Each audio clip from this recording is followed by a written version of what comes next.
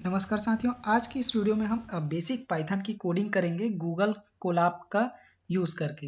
तो उसके लिए हमको जाना होगा गूगल में यहाँ पर और सर्च करेंगे हम गूगल कोलैब।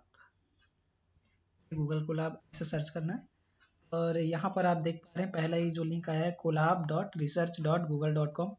हाँ, एक बात और बता दूं कि यहाँ पर जाने से जो भी स्क्रीन आगे खुलने वाला है उसके लिए आपका जो जीमेल अकाउंट है वो यहाँ पर होना ज़रूरी है। तो मैंने ऑलरेडी यहाँ पर आप देख पा रहे हैं कॉर्नर में मैंने लॉगिन किया हुआ है। यहाँ पर मेरे पास जीमेल अकाउंट है। जीमेल अकाउंट होगा तो ही आप इस पर कर पाएंगे इस पे लॉगिन। ठीक है, अब ये हमारा इस तरीके का स्क्रीन आ गया है और फर्स्ट टाइम में जब इस तरह का अगर आपके पास स्क्रीन नहीं आ रहा है तो उसके लिए आपको करना ये है, जैसे ये स्क्रीन आएगा। इससे पहले मैंने किया हुआ था इसलिए आपको अभी आपने देखा जो पॉपअप आया हुआ था वो आया हुआ था। तो उसको लाने के लिए मतलब उस तरीके की फंक्शनलिटी एक बार आप कर लेंगे तभी आएगी। तो ये स्क्रीन तो पहली बार आएगा ही आएगा, जैसे ही आप वो पहला गूगल पे सर्च करने के बाद जो पहला लिंक है उसको दबाएंगे तो यहाँ पर हमको जो पाइथन की कोडिंग करनी है। तो पाइथन की कोडिंग कैसे करेंगे, यहाँ पर फाइल में जाना है, न्यू नोटबुक करना है और नोटबुक करने पर यहाँ पर वो एडिटर की तरह यहाँ पर रेडी हो रहा है कमांड। ये हमारा रेडी हो गया। अब यहाँ पर आप देख पा रहे हैं ये प्ले जैसा कुछ पॉज वाला बटन जैसा कुछ दिख रहा है।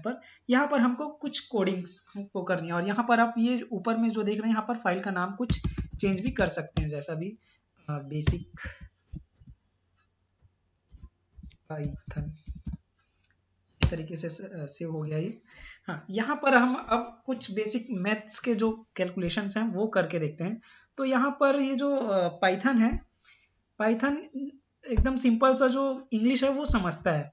तो यहाँ पर अगर मैं लिखता हूँ 4-5 और यहाँ पर एंटर नहीं मारना है आपको। यहाँ पर ये जो दिख रहा है पाउज वाला जो बटन है ये रन करने के लिए यहाँ पर देख पा रहे हैं आप, जैसे मैंने यहाँ पर कर्सर रखा है तो ये बोल रहा है कंट्रोल प्लस एंटर करके भी आप ये काम कर सकते हैं। तो मैं पहली बार यहाँ पर क्लिक करता हूँ तो इसका जो आउटपुट है वो नीचे यहाँ पर दिखेगा। तो ये अभी रन हो रहा है। रन नहीं हुआ क्या, एक बार फिर से करते हैं। हाँ, कोड इज ऑलरेडी रनिंग ऐसे करके बता रही है। ये देख पा रहे हैं आप, ये 4+5 करने से ये इस तरीके का रिजल्ट आया। अब मुझे कुछ और कोड करना है तो उसके लिए आप यहाँ पर जैसे ही मैंने कर्सर रखा है तो देख रहे हैं आप ये प्लस करके जो निशान है, यहाँ पर फिर से आप कुछ और करना चाह रहे हैं उसके लिए दे दिया। तो यहाँ पर मैंने लिखा 8-6 और यहाँ पर इस बार मैं कर्सर माउस का यूज़ नहीं कर रहा हूँ, मैंने यहाँ पर कंट्रोल प्लस एंटर किया तो ऑटोमेटिक यहाँ पर उसका जो आंसर है वो आ गया। और इसी तरीके से मल्टीप्लिकेशन भी होगा और ये डिवीज़न भी होगा। तो वो भी हम एक बार करके देख लेते हैं। यहाँ पर हमको जाना है और ये मैंने किया, ठीक किया, तो मैंने एंटर मार दिया था। यहाँ पर फिर से करते हैं तो ये पॉइंट्स में उसका जो आंसर आ रहा है वो आ रहा है। और इसके बाद हम एक मल्टीप्लिकेशन का भी कर लेते हैं। तो मल्टीप्लिकेशन का करने के लिए मैंने यहाँ पर फिर से प्लस कोड किया ताकि प्लस कोड यहाँ पर रखने से वो आ जाता है। तो ये हमको एक और छोटा सा ये स्क्रीन देता है करने के लिए, कोड करने के लिए।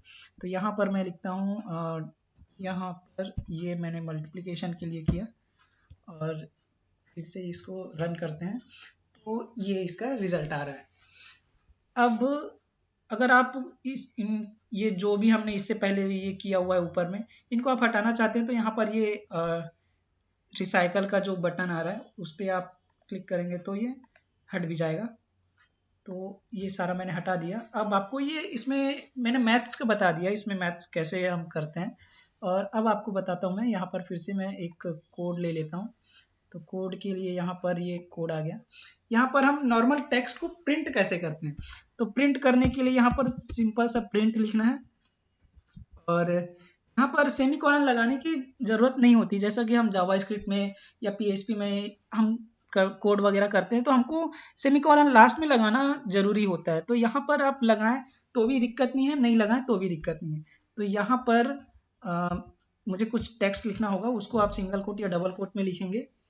तो यहाँ पर मैंने लिखा हैप्पी न्यू ईयर, ये लिखा मैंने और इसको रन किया। यहाँ पर आप देख पा रहे हैं इसका रिजल्ट इस तरीके से आ गया। अब वेरिएबल्स किस तरह से लेते हैं वो देखते हैं हम लोग। तो इसके लिए मैं फिर से एक नया वो ले लेता हूँ कोड। ये मैंने नया कोड लिया। अब यहाँ पर वेरिएबल लेना है तो मैंने एक वेरिएबल ए लिया। यहाँ पर कुछ इससे पहले लिखने की ज़रूरत नहीं है, आप डायरेक्ट यहाँ पर लिख सकते हैं ऐसा। और इस वेरिएबल में कोई भी चीज़ स्टोर करनी है, जैसे कि मैंने यहाँ पर ये लिखा और एंटर मार के बी की वैल्यू हम दे देते हैं, ये दे दी हमने। अब इसको हमको करना है प्रिंट, तो मैंने यहाँ पर लिखा प्रिंट और प्रिंट करके ए प्लस बी। अब रिजल्ट क्या आएगा? तो रिजल्ट यहाँ पर 55 आना चाहिए, लेकिन रिजल्ट क्या आएगा वो देखते हैं। हाँ, 55 ही आ रहा है।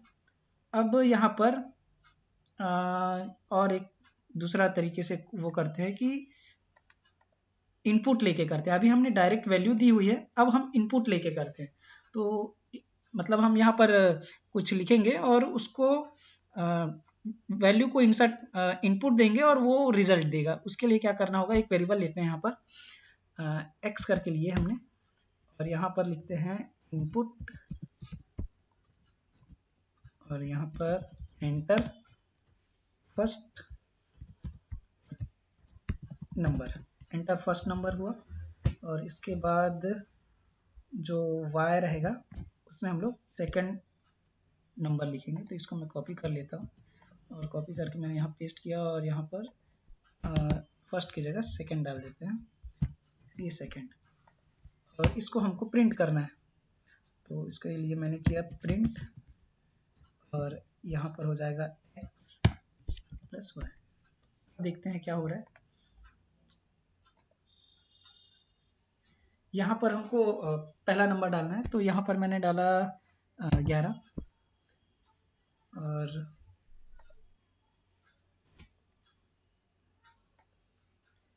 ये भी हो रहा है कुछ, इसमें एरर आ गया क्या? इनपुट लिया मैंने और इनपुट में क्या गलती है, फिर से करते हैं एक बार। यहाँ पर हमको कोई भी वैल्यू डालनी है, ये डाला। अब ये कर्सर जो है वो बाहर में नहीं रख रहा हूँ। इससे पहले क्या किया था मैंने, कर्सर जो है वो बाहर कर दिया था तो वो गड़बड़ हो गई थी। कर्सर वहीं पर है। इसके बाद जैसे मैं एंटर करता हूँ तो दूसरा नंबर डालने के लिए यहाँ पर बोल रहा है। तो दूसरा नंबर हम यहाँ पर डालते हैं, तो यहाँ पर मैंने डाला 22 और फिर से एंटर किया।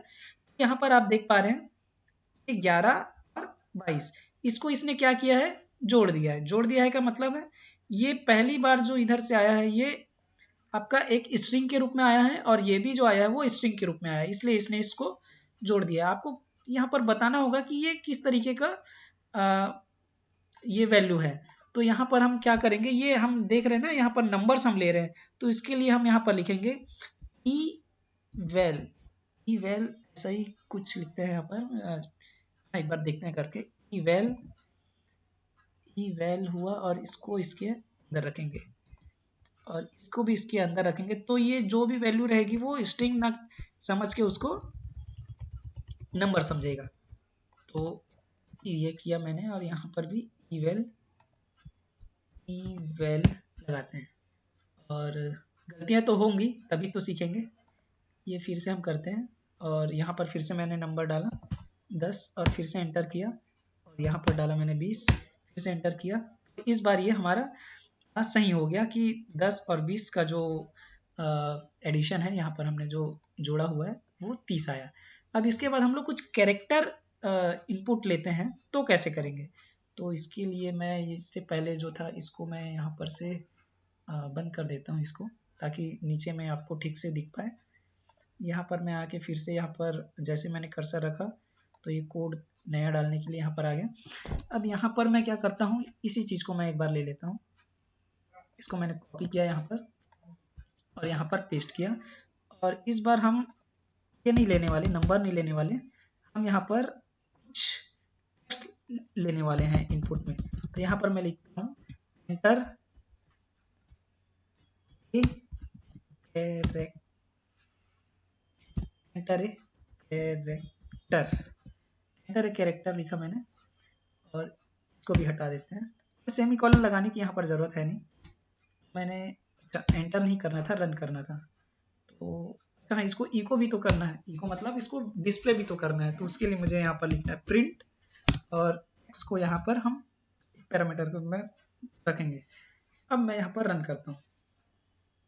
यहाँ पर कैरेक्टर डालने की बात हो रही है, तो यहाँ पर मैं लिखता हूँ न्यू ईयर और न्यू ईयर लिख के मैं एंटर करता हूँ। तो यहाँ पर आप देख पा रहे हैं ये इसको न्यू ईयर कर दिया।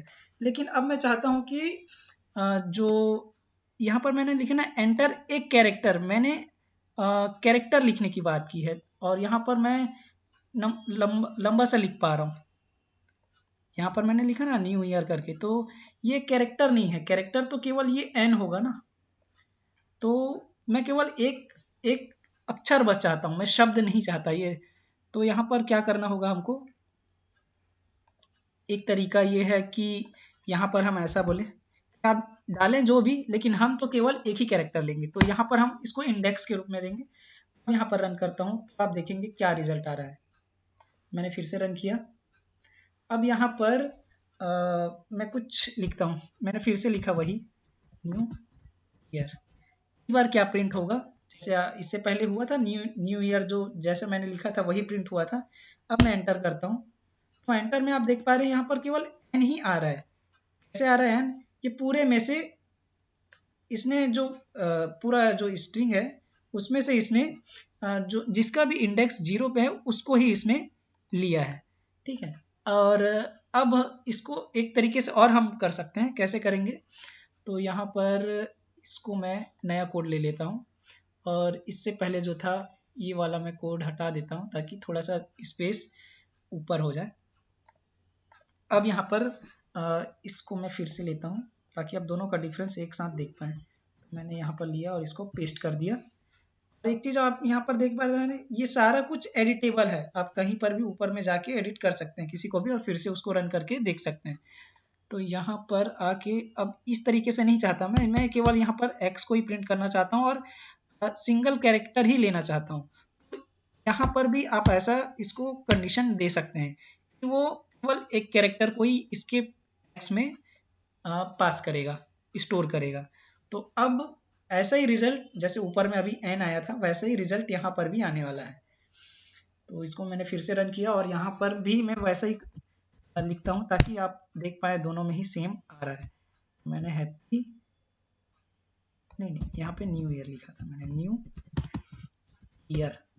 अब मैं फिर से, मैंने कोई चीज़ वो नहीं किया है, कर्सर से कुछ नहीं करना है मुझे, केवल कर्सर अभी मेरे टेक्स्ट बॉक्स में है तो मैं इसको एंटर करता हूँ और यहाँ पर भी आप देख पा रहे हैं यहाँ पर भी एन ही आया है।